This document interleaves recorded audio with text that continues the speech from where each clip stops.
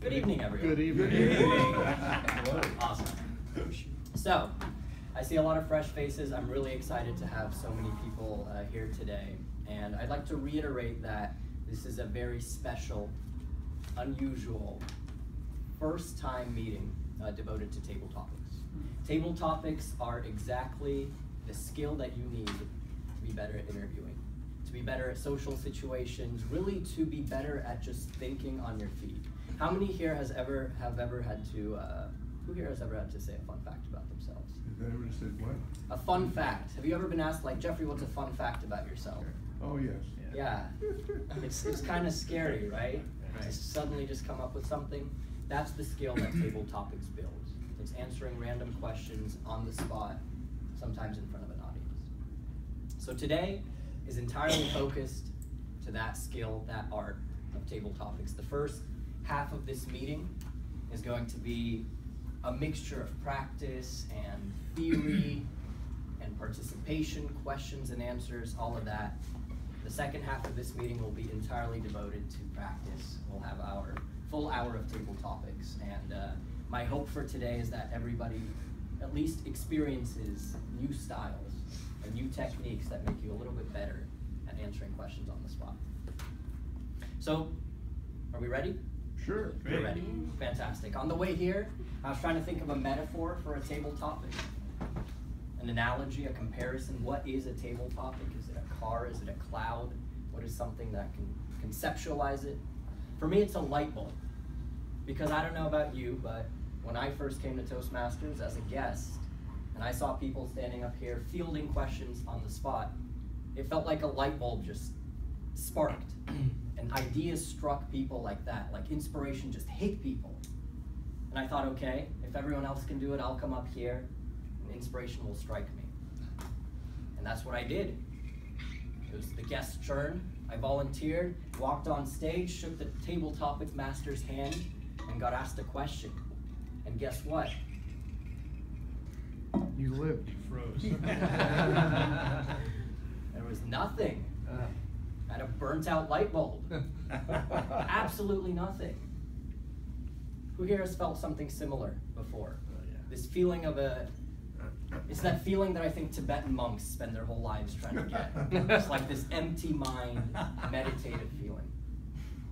That feeling is the reason that I was inspired to do this Table Topics seminar. Now, I know all of us are here for completely different reasons. Some people want to get a little bit better at interviewing. Other people want to just get better at the art of table topics. Some people probably came here expecting a regular meeting and are surprised to find out it's not. Yeah. I'd love to learn more about why you came here and what you'd love to learn. So, each one of you has a piece of paper in front of you. Write down in the corner one question, just one question that you hope may get answered during the seminar. The question could be, what happens when my mind is blank and I don't know what to talk about?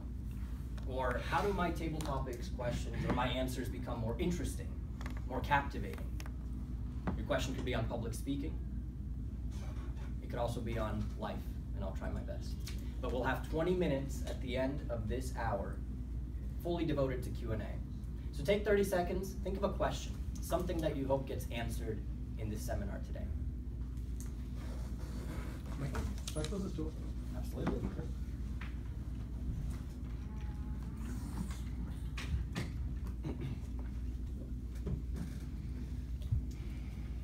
Think of your question, finish up writing it, anything at all. It could be, how do I get better at interviewing for jobs?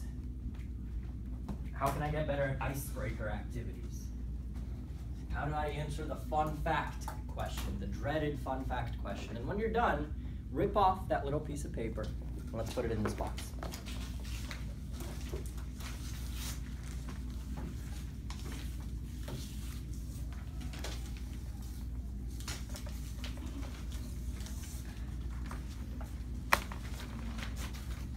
Hey, Yuta, welcome, come on in. Do we put our name on this or not? No, you don't have to. Okay.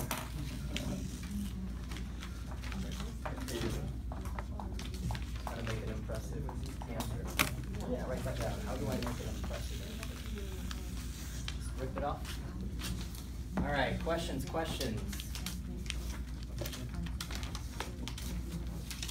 Thank you. Thanks so much. Neil, and your name again was? Jesse. Jesse? Yeah, Michael. Thanks for coming. Mike? Yeah. YP. Fantastic. Anybody else? So we have 3 questions.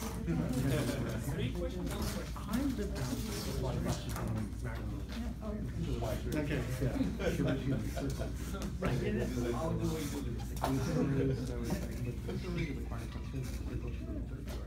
All right, fantastic. Thank you. Yes. So to start, I think we have to understand what a table topics is. And what's the best way to learn something is to do something. Who wants to be the brave volunteer to kick things off? You'll see. Everybody give Rick a hand. We're coming up here. Alex, do you have the timing cards? No, like they. It's right there behind the table. All right, fantastic. So I'd just like to start the seminar with a simple table topics question. There's no catch. You can answer it the way you'd like. This is just to give the guests and people that haven't been here in a while an idea of what are we actually talking about here. So in a regular Toastmasters meeting, we would ask each contestant a question, and they have 1 to 2 minutes to answer. At 1 minute, Alex will hold up the green card, signaling you've made it, you've qualified. At 1.5 minutes, there will be a yellow card, and at 2 minutes, there will be a red card, after which the speaker has 30 seconds. Rick, you're familiar with the rules? Okay, I think he's done it once or twice before. So we'll start with a simple question here to kick things off. Rick, if money was no object, what would you do all day? Mr. Table Topics Master. Fellow Toastmasters, welcome guests. If money was no object, what would I do all day? I wouldn't sleep. I've had enough of that, being retired since 98, or 92 actually. I wouldn't eat too much because, not that I have a tendency to get fat, but I get sluggish if I eat a lot of food. So what I would do, come on guys, let's get serious. If I had the stamina, I would probably make love as much as I could. Case closed. But then again, unfortunately, I'm allergic to Viagra. So that really doesn't help the situation too much. See, Alice, forget that, that's a joke.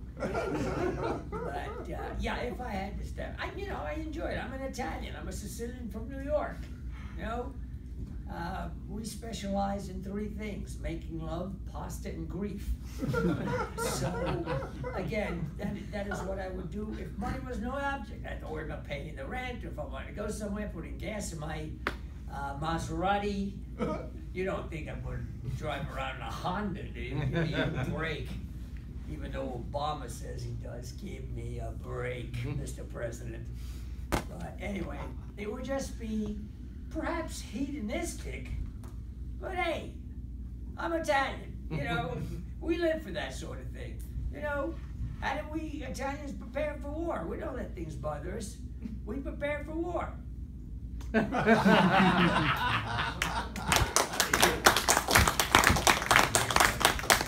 All Italian tanks have 5 speeds. 1 forward, 4 in reverse. So, but I'm proud of that heritage. But if I could, I would seriously make love to my new wife as is humanly possible. And she's from Holland. She missed me. But that's one of the things I would do. I'd make love and not make any trouble for anybody else. Mr.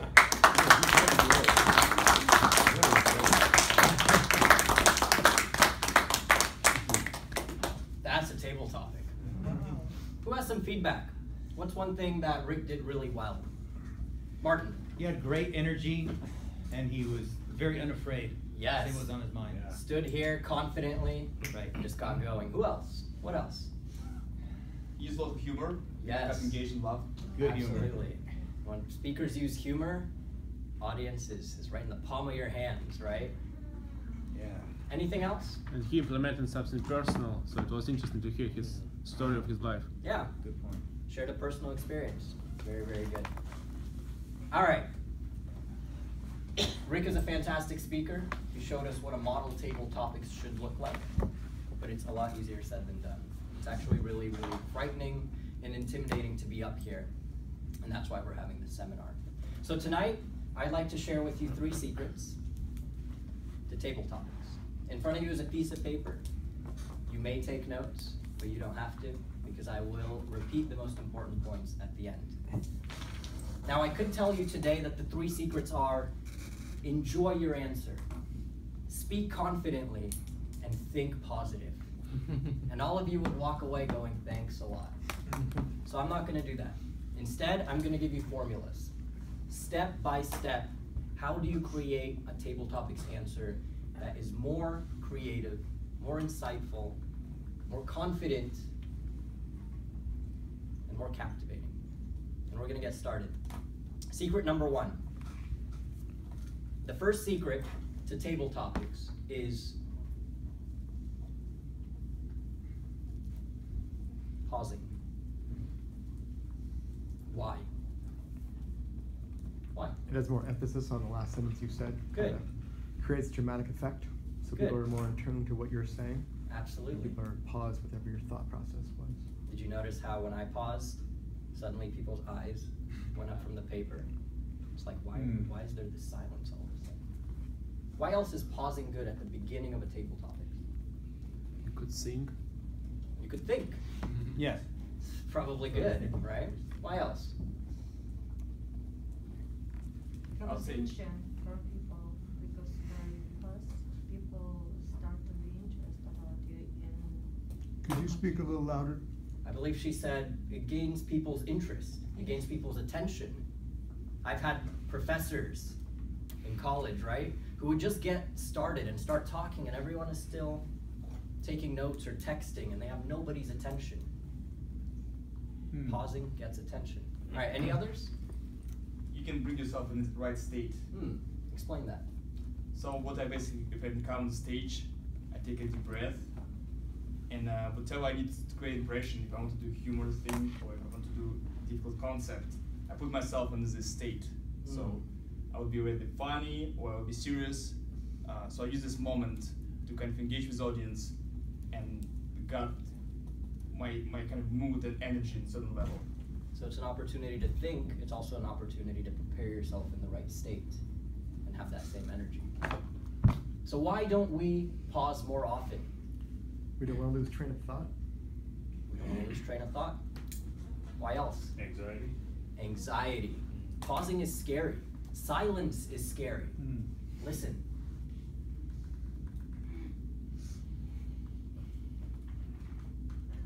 Scary.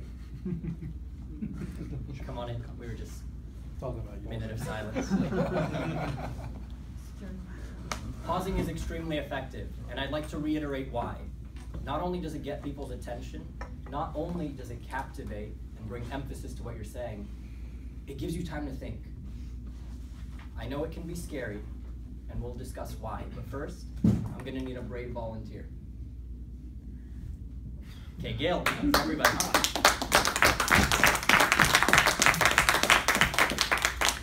Lisa, thank you for being late. Glad to see you. This is gonna be a table topic like any other, with one small exception.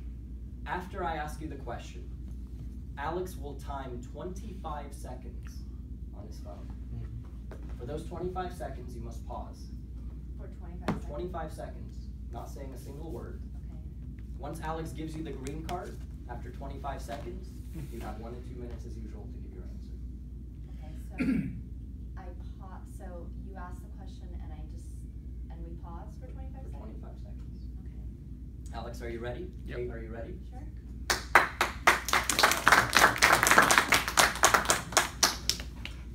University or life experience? Which better prepares you for the future?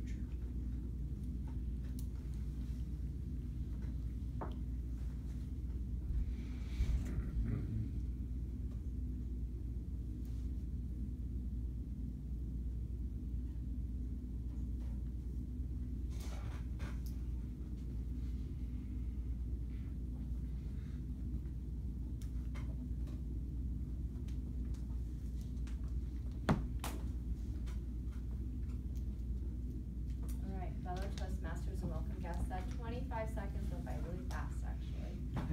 So fast I didn't get enough time to think of my answer, but I'll give it my best shot. So, university or life experience? That's a really good question. I think a lot of people ask themselves that at some point in their life, specifically when you are in high school, probably either trying to figure out kind of your life after high school. And I would say that it depends on what you want to do. If you're really not sure about your career goals, I think probably school is the best choice because you're able to take a lot of classes, you're able to see what you excel in or not. But some people choose a whole, you know, if they're not into school, maybe academics isn't their strong suit, then they go out into our world and try to figure it out. And I think a lot of times people who are trying to start either a company or they're just really not sure and school just isn't for them, then maybe life experiences are essential. I think that there are a lot of things in school you're not able to, there's a lot of things in school you aren't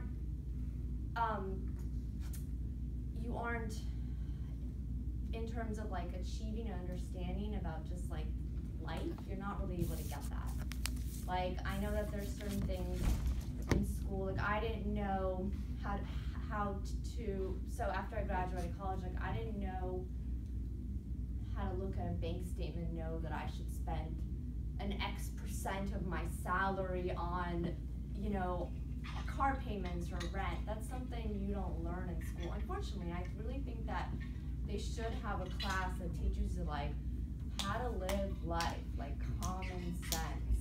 Like there's things that you meet in people and you're like, how do you not know that? And that just comes from like experience or being up here and like being on the hot spot in 25 seconds and you have to stand in the middle of the room and you got all these people who are looking at you and you gotta learn how to not stand there awkwardly. You're not gonna learn that in school. Thank you.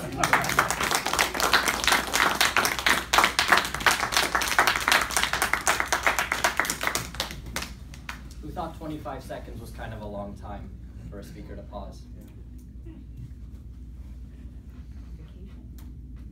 Who was thinking about the pause a minute into the answer?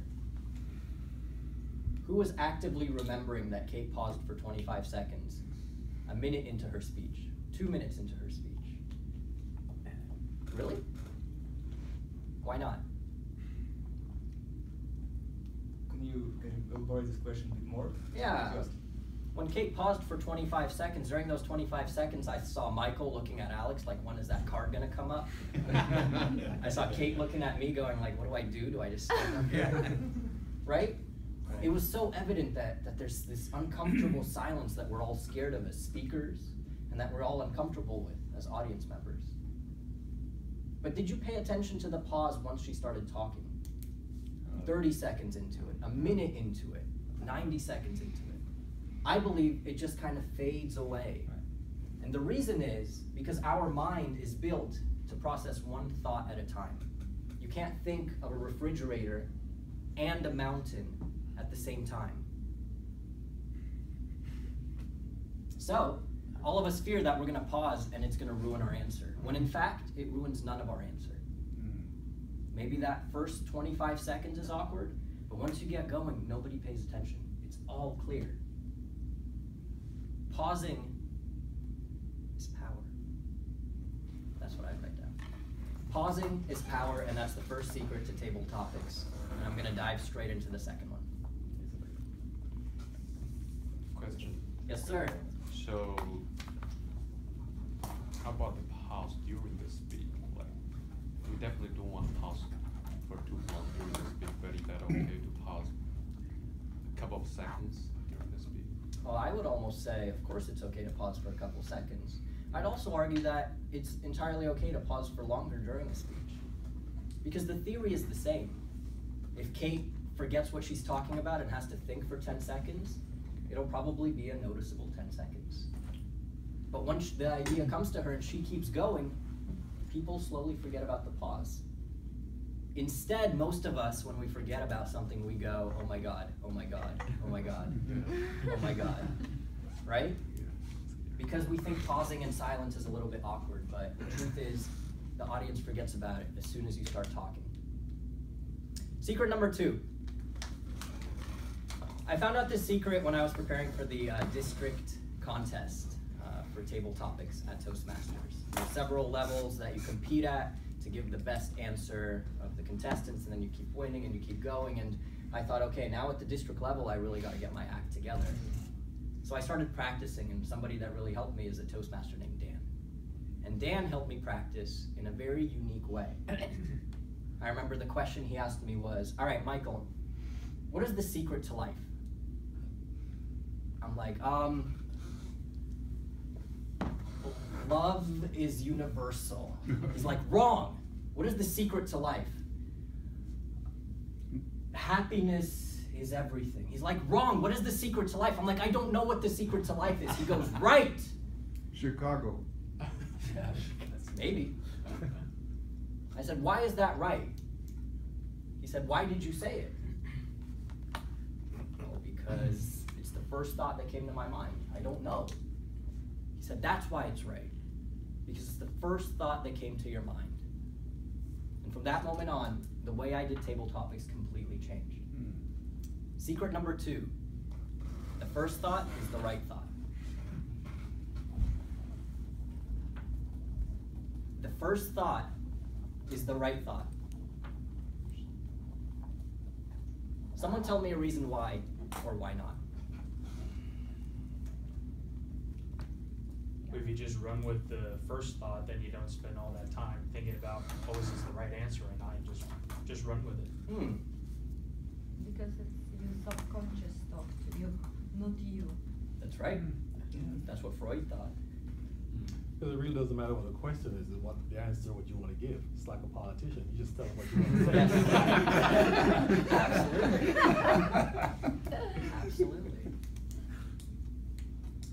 Stephen King once said, only fools wait for inspiration.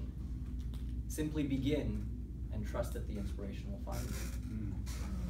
The first thought is you saying, I'm going to trust that inspiration will find me. Because what do all of us do? We get asked the question, name a fun fact about yourself. And your first thought is, okay, well, I worked at a company called Symantec. That's not a fun fact. Okay, what else is a fun fact? That's not a fun fact. And what happens? You start doubting your fun facts. And when doubt starts to creep in at the beginning, you know your answer is not going to be good. So Dan did an exercise with me that I would love to do with you guys. I'm going to need a volunteer. Jeffrey, come on up here.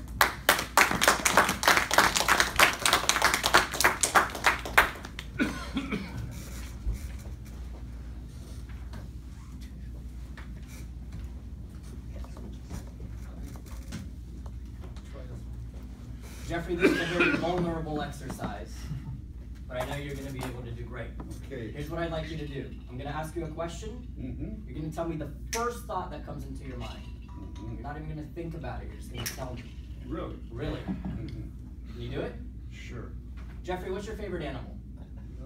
A little rabbit. Little rabbit. What's the secret to staying young? Exercising and drinking lots of water. Good. If you could work as an assistant to any person in the world, who would you choose? My wife. Wow. Wow, everybody give Jeffrey a Thank you. Thank you, Jeffrey. Thank you. Does that seem scary? It's very scary. And Dan gave me question after question, and the questions got deeper and more personal and scarier each time. But he said, just go with your first thought. And I said, but sometimes the first thought that comes out, I don't even know how it got here. Right? Sometimes it's the wrong thought.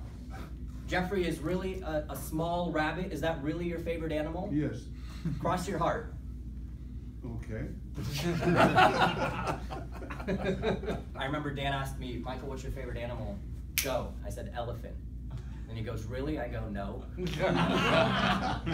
Then why'd you say elephant? I go, I don't know. Why did I say elephant? And he asked me, what's your favorite animal? I said, cheetah. And he goes, okay, start with elephant, but then talk about cheetah. And I said, well, cheetah, like a fast lion, like a fast leopard, like a cat. And I said, my favorite animal is an elephant. No, it's not. It's a cheetah. Why did I say elephant? I don't know. I guess unlike an elephant, my memory is bad. But like a cheetah, I'm fast to recover. So let me talk about cheetahs. He goes, good. Your answer kind of sucked, but good. You kept talking, you kept going. He said, sometimes your answer isn't the right answer. Rather, it isn't the true answer. It doesn't matter, your idea came to you for a reason. That's what Freud believed, right? The psychologist. He would ask people questions just like that because he knew that the first idea is the honest idea. It's the authentic idea, it's the idea you want to share.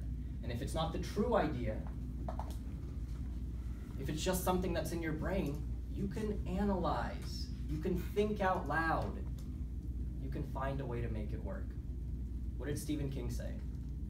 Don't wait for inspiration, go start. Start with your first idea, your brain will find a way. Secret number 3. What have we covered so far? Pause. First things first, go with your first idea. Right? All of these seem simple. Now I'm going to get to the good stuff, the powerful stuff. Okay. There's one technique that I've learned. By the way, everyone look to the person next to you. Everyone make eye contact with somebody that's next to you. Ready? On 3. 1, 2, 3, smile. Nobody's looking at me, so. One more time, everybody look at the person next to you. Who's next to you? Yeah. One person, make eye contact. On 3, make eye contact. 1, 2, 3, smile. Good. All right. Secret number 2.5, smile. If you smile during your table topics, you are much more receptive to the audience. All right. The secret sauce. Here it is. There's one technique that changed everything. Yes, I can pause. Yes, I can think of the first idea.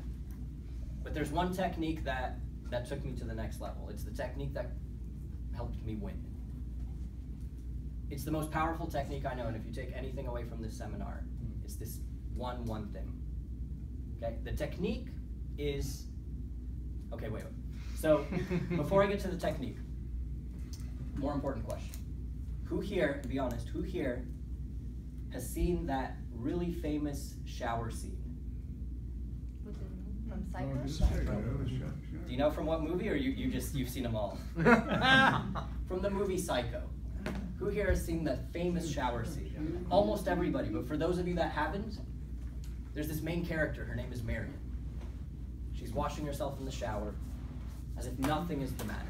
But we all know that something is actually the matter, right? Because behind her on the curtain, you see this giant, dark, looming shadow. And that shadow is none other than Norman Bates. He's the psychotic hotel owner carrying this giant knife. Cutco knife, exactly.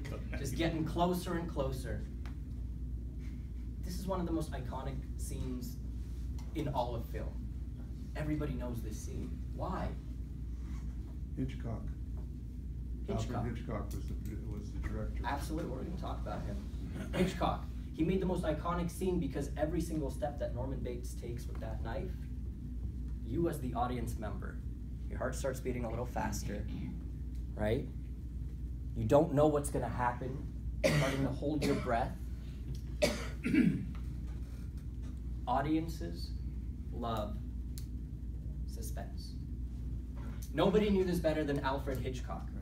He knew that suspense puts people on the edge. It builds anxiety, builds curiosity, builds intrigue, builds suspense. Suspense is powerful. And he used suspense in film. But suspense doesn't have to be used in film. It can be used in plays, in books. Where else could it be used? Speaking. In speaking. More specifically, in table topics. But most Most of us don't. Most of us don't use suspense. But we can. Let's travel back to a time. Imagine you're in elementary school. All of us have had this experience where we're talking to our best friend and we have that moment of power where we go, guess what? I know something you don't know. Your best friend goes, what? You say, I know somebody that likes you. What did you do? You just built suspense. You built curiosity. Your friend is intrigued. She goes, what is it? Tell me. But you're 10 years old. You don't tell her. You say, I'm not going to tell you, but I'll give you a hint. Who here can relate? Who here has ever had a secret? Whoever said secrets are no fun was not a very captivating speaker. Because secrets are fun. Secrets are fun for the speaker, and they're even more fun for the audience. Because secrets build suspense, they build intrigue, they build curiosity, but most of us, we give our secrets away in the very first sentence of our table topics. So let's change that. Let's start using suspense. And let's do it in the following way. The next time you're up here, we're going to practice in just a second. The next time you're up here, you must imagine that whatever your answer is the juiciest secret in the entire room. And that every single person here is your best friend, and they're dying to know what your answer is, what your secret is. Are you going to tell your best friend your secret? No. You're going to give them hints. And the way you're going to give them hints is called the association technique. The association technique is as follows.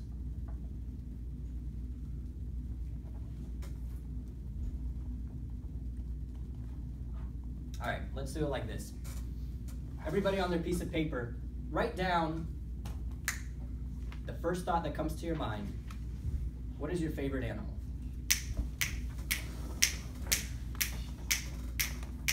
All right, pencils down. Good. Here's how the association technique works.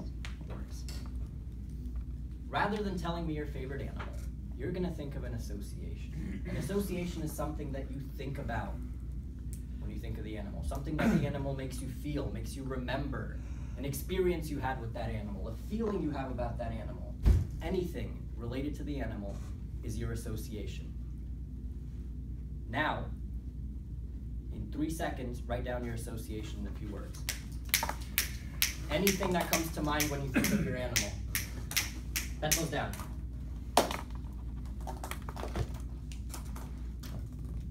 Let's say I thought of my favorite animal. Got it. Trust your first idea. Let's say I thought of my association. Got it. The way to build suspense is very simple. You just don't give away your secret. You give away your association. So I may say, back in my childhood, there's one animal that I particularly hated. I was at the zoo one day. I was minding my own business, and the zookeeper said, hey, do you want to hold this animal? I said, sure. Took the animal on my arm, and it pooped on me. Over the years, I've learned that even animals need to go to the bathroom, and that I must not hate them. And so I learned to love them. And now I love birds. It's not the greatest answer in the world, am I right? It's nothing special, but it's not the greatest question in the world. It's actually kind of boring, and most of us would say my favorite animal is a bird. But even using the association technique, we can start making answers more suspenseful, because when you start talking about the association, you build intrigue. People want to know your answer. This is really useful in interviews when people ask you, what is your greatest skill? And you say, boy, do I have a skill for you. This skill is going to change your company because it changed my life. That skill is, and then your secret. We all can do this because we all have secrets. So right now, I'm going to ask for one volunteer to share your secret using the association technique, using suspense, for what your favorite animal is. Do I have a volunteer? Just share the introduction up to the way that I I did where you just reveal your secret? Who wants to give it a shot? All right, I'll go. Whatever. All right, Paul.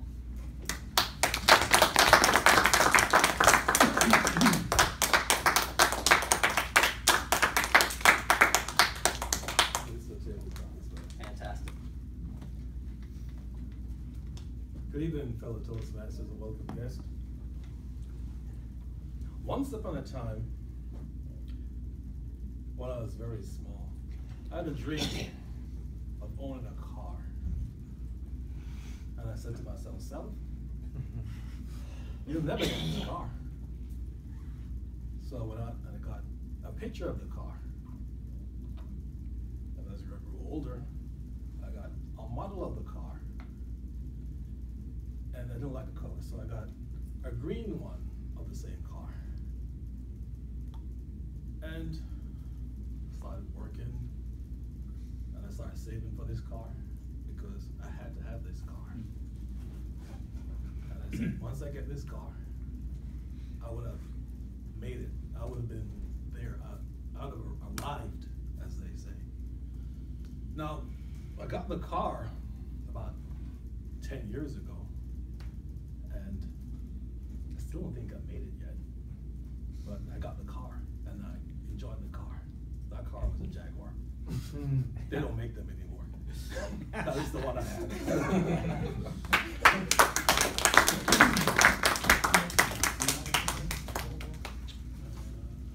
Who was guessing the model of the car? Oh, yeah. Who was guessing how this relates to the question at all? That's the idea. When you take a question in a completely different direction, people are going to listen because they want to know how it connects to the answer. If you just said, it's a Jaguar, that's my favorite animal, it's also my favorite car, you just gave away your secret. Who else wants to try? One more person. What is your favorite animal? And just go up to the introduction. You don't have to do the full two minutes. Really? I could do it if no one else. Why don't we Yeah. have Jessica? Go. Everybody give Jessica a hand. She's a guest tonight.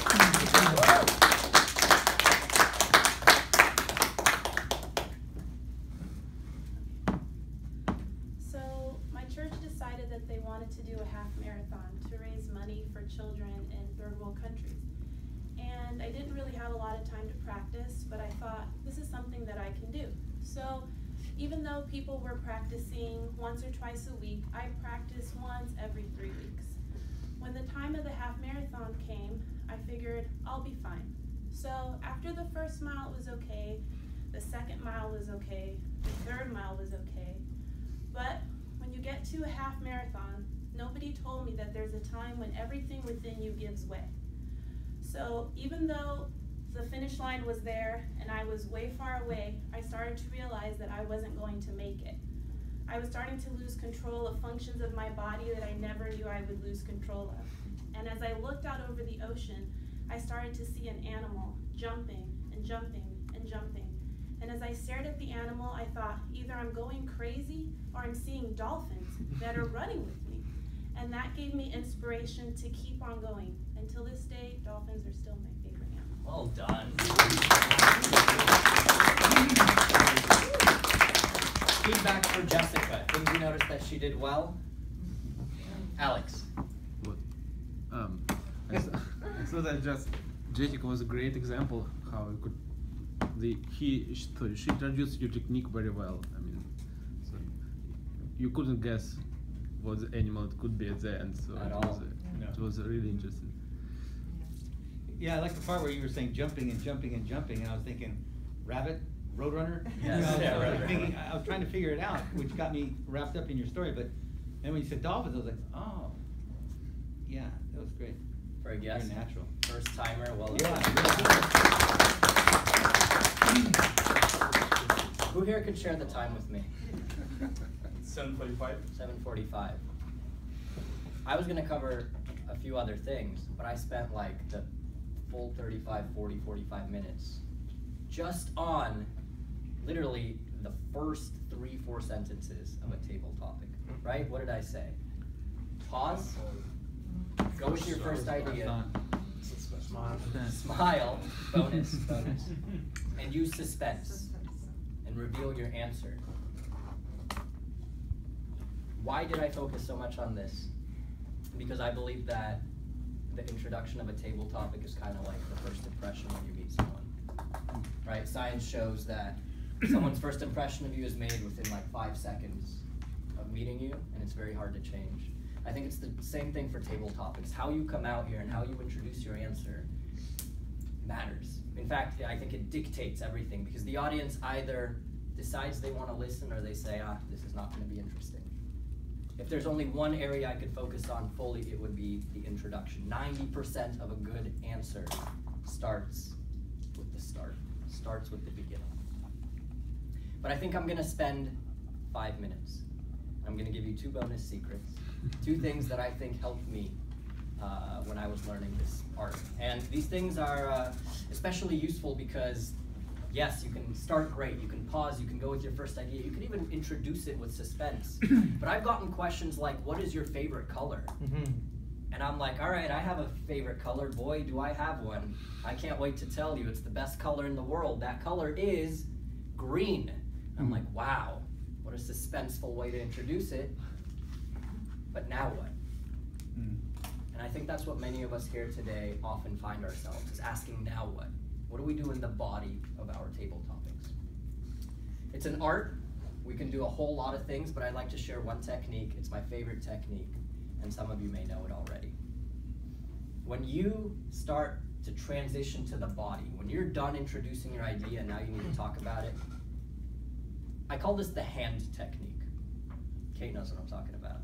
You take one hand up in the air, you look at it and you say, hand, you got 5 fingers, I'm gonna start just listing off 5 ideas that are related. What's my favorite color? It's green, because green is the best color. Green is eco-friendly. Green is the color of money. Green is friendly. Did I say green is the color of money? Yeah, everybody loves money. You just share all the thoughts that come to your mind about your idea on one hand. And this is the trick, here's the technique. Then, once you're done listing everything you can list on this hand, you pick up the other hand and you go, on the other hand. On the other hand, red is a good color too. Red is powerful. Red is fierce. Maybe green isn't all that good. On the other hand, I lied. Green isn't my favorite color at all. It's purple. On the other hand is a technique that you could use in any table topics question to do the following. On the other hand forces your brain to think of something different. On the other hand brings in more of your listeners because you're addressing another perspective. Who here has watched the presidential debate? Yeah. When Hillary Clinton starts speaking on a certain policy that you may not agree with, she's done. There's nothing that she could say that will get you to listen to her unless she says, on the other hand, on the other hand, I see my opponent's perspective. I understand where he's coming from, but here's where I differ. On the other hand addresses 2 sides of an issue, and it allows your mind to think creatively about both sides of an idea. Is it clear? It makes sense? Yes. Easy to understand? 5th and final secret. Here we go. This is the one that drives me crazy. This is the one that I think is the game changer. People start with a pause. They give their first idea first, and they use suspense to give it, making it even more captivating. They tell me what's on one hand, then they tell me what's on the other hand, and I love their answer. And then they get to the conclusion, and they do something like, and I guess green is my favorite color. Yeah, thank you. And you're like, wow, what a powerful answer with a lame conclusion. And yeah, that's all I have to say about that. Thanks. It's not even what you say. It's how you say it. And this is the 5th and final tip, secret, whatever you want to call it. And it's called punching your conclusion. I'm not going to tell anybody what to say in your conclusion, because it doesn't matter what you say. 90% of your answer is the introduction.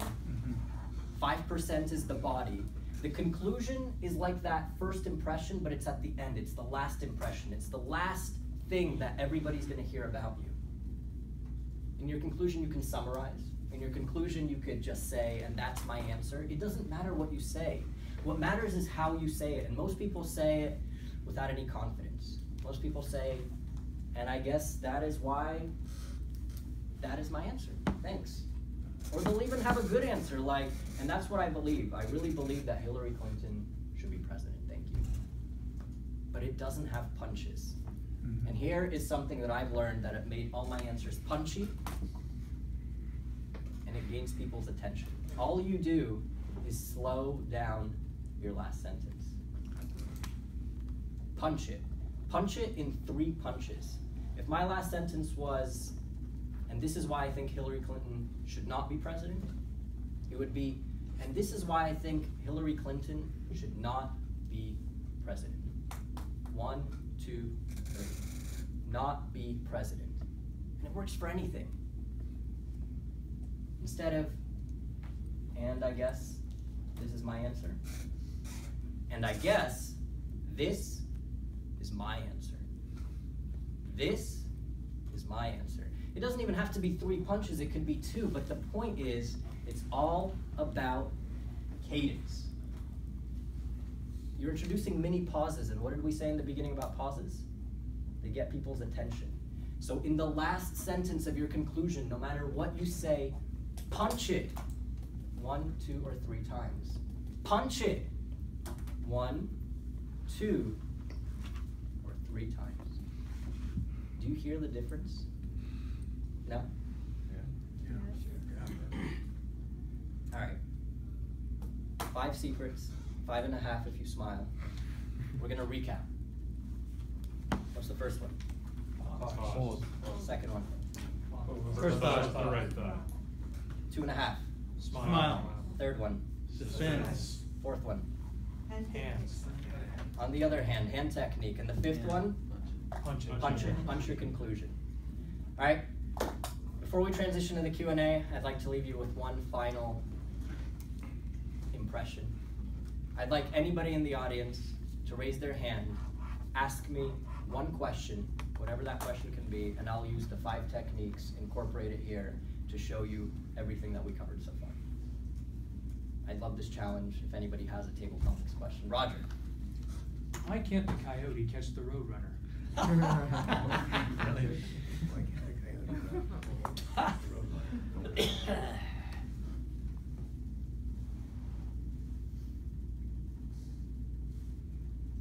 We all want to reach our goals, don't we? We all want to catch our roadrunner. And I feel like most of us are sprinting just to get him. We're running. We're trying to drop anvils on him. We're doing anything we can to reach our goal. To become successful, to become a teacher, to become a student, to get a raise. Everything is our roadrunner. But maybe we're all doing it wrong.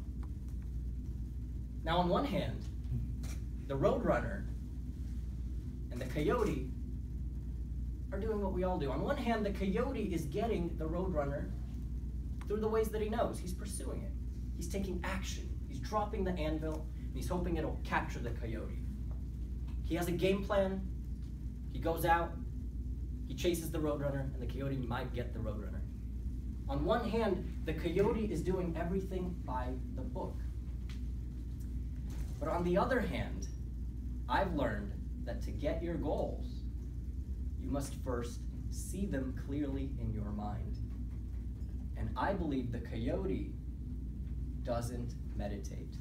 I believe the coyote doesn't do any visualization techniques at all. And I believe at the heart of it, the coyote just doesn't want it badly enough. Because if he did, he would go on the internet and he would find out that you must first see the roadrunner trapped under your anvil before you go out and do it. I believe the coyote is the classic example of somebody that rushes out to get his goals, but doesn't actually see them in his third eye. Now, which one are you? Are you the coyote in the cartoon that goes out and gets your goals without actually ever achieving them because you're moving too fast? Or are you more mindful? Are you more thoughtful? Will you visualize your goals? Don't be a coyote. Be a mindful coyote. Thank you.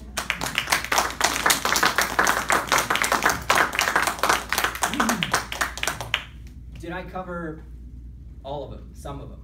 Yeah. What did I cover? On the other hand? On the other hand, what else? Goals. Pause in the beginning. Smile. I tried. Punch. And techniques you did, yes. Punched in the conclusion. Yes. Anything else? Suspense.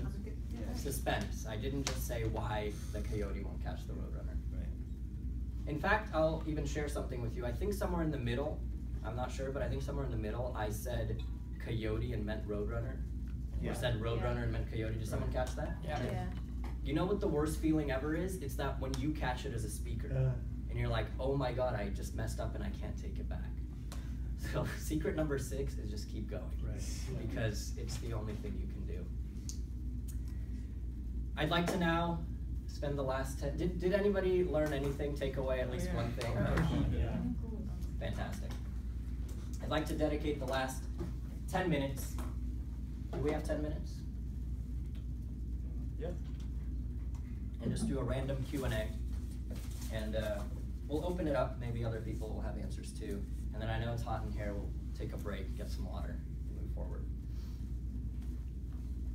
If my mind is blank, what should I say about the topic? First thought. Good. The first thought that comes to mind. Now, I will ask this question because when I was competing at the final level of the district contest, many people don't know this, but as the audience clapped and then died down and the silence stilled in the air, actually I had nothing. I had no first thought. My mind was still blank. So what do you do in this case? Start speaking. Start speaking. Stephen King. Yeah, like I remember my first meeting, I was watching another person, it was their first meeting, and they got called for table topics. And they froze, and Pat Madden could see it, and she said, just make something up. Yes. And so it took the pressure off right away, and boom, they went running. Absolutely. Lie. We don't lie enough as a people. Sure. That's right. Say something, even if it's untrue. Right. And I'll add one more technique. When I was competing in that contest, I said, we all, and then I paused, as if my mind was saying, did you just start speaking without me telling you it's okay to speak? But we all is a good way to start out because it connects us as an audience. But there's more ways. You can start with a question without even knowing where you're going. For example, have you ever? Have you ever? Your mind will fill in the rest. The inspiration will find you. You can take it as far as you want. For example, who here, at one point or another, during any time of your life, at one point or another, sometime in the life that you have, has ever thought something in your, right? You get the idea? You can just keep the question going until your mind just comes up with something. Hopefully that answered that question. Number 2, strong conclusion. Who can speak to this one? How do you have a strong conclusion? Punch it, just punch it. Just punch it. It doesn't matter what you say, it's how you say it. What else? Do summary. Summary. Talk more about that. You, for example, if you present certain points, like let's say my favorite animal is cheetah because it's fast, smart, and you can then conclude that because I assume I myself as a fast and smart, that's why cheetah is my favorite animal. Yeah. Good. Summarize your answer, and that's great technique, not just in table topics, but in speeches too, so that we're reminded of everything insightful that you talked about. Other ideas? How do you get a strong conclusion?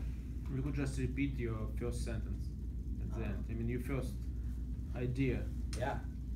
Just repeat the idea. You introduce your idea, and then your conclusion is the same thought as it was at the beginning. Absolutely, that's a writing skill, right? Introduce your thesis, make sure you reference your thesis in the conclusion. Absolutely, state your main idea again. Anything else? Strong conclusion? Just leave message to the audience. It's a final point. Yes, and I'd actually like to add on that. If you're punching your conclusion and you want the audience to take something away, a really effective technique is a call to action. And the call to action is most effective when it's just 3 or 4 words. Believe in yourself. Take the leap. Just do it. Sometimes when you're at a loss for words, all you need for a really punchy conclusion is just 1, 2, 3 words. Punch them in there. You should build some strength. Let's go through these. How do I make an impressive answer? Any ideas? Include your own personal experience. Good. Others? Suspense. Suspense. Pique the audience's curiosity. Others? Pause. Yeah. And maybe don't worry about making an impressive answer. Because the moment you start thinking, is my fact fun enough? Is my answer impressive enough? It's not going to be, because you're doubting what's coming to you naturally. Go with your idea and trust that the impressive parts will come a minute into your speech, a minute and a half. When Rick talked about Viagra, I'm sure the first thought in his mind wasn't Viagra. Was it? It just came to him, and it was funny, and it made people laugh, and it made for an impressive answer. But that's what Stephen King's talking about, right? Inspiration will find you along the way. Good question. How to speak more to the crowd and less just hear myself talk? Okay, great question. How do you speak more to the crowd and less just talking to yourself? Like, when you speak, look at individual people instead of looking at the crowd. Yes, very, very good. Eye contact is key. Paul, did you have something to add? That was it. Yeah. Other thoughts? Ask questions for the audience. Good. Oh, yeah. Yeah. I didn't know the answer to this one. Fantastic, right? Ask questions, engage the audience, look at people when you talk to them. It's going to be really hard to talk to yourself and stare someone in the eyes. And we'll do 3 more questions and then we'll stop. How do I prevent, how do I present a complex concept in a fun and everyday way or engaging way? How do I present a complex concept in an engaging way? Use an analogy. Good. Talk more about that. Try to boil it down into like a common experience or a story that you've experienced that's symbolic of the key issue at hand. So a complex concept is like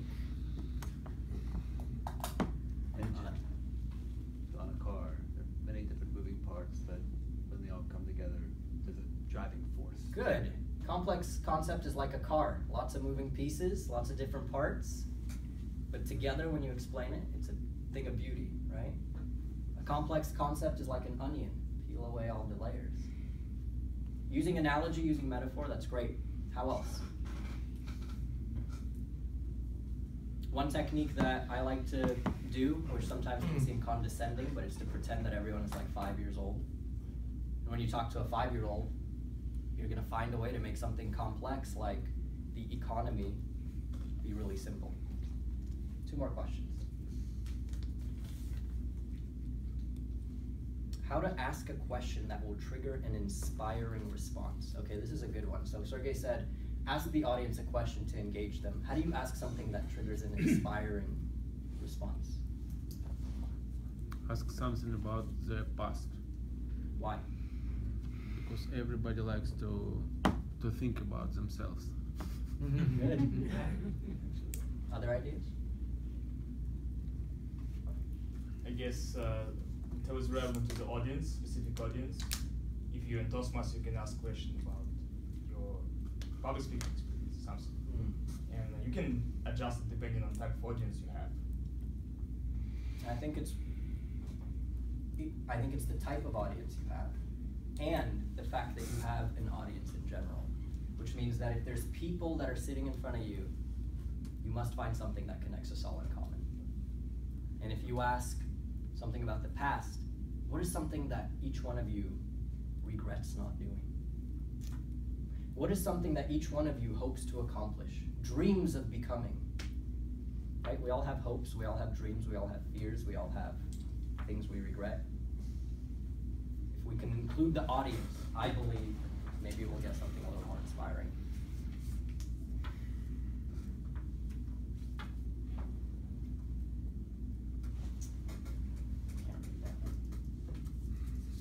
You guys ready for the final question? Ready. How do you know when you have enough Toastmasters skills? You don't. You can never have enough Toastmaster skills. Ida Lee, our 96-year-old member, has been coming for 96 years to Toastmasters. She can't get enough. Keep coming. You'll learn something new every time. For the guests that are here, if you learn something today, the learning doesn't stop. I still learn something every single meeting, and I think many of us do too. That's it.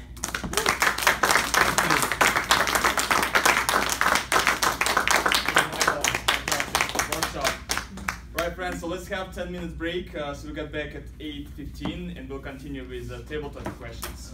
Practice.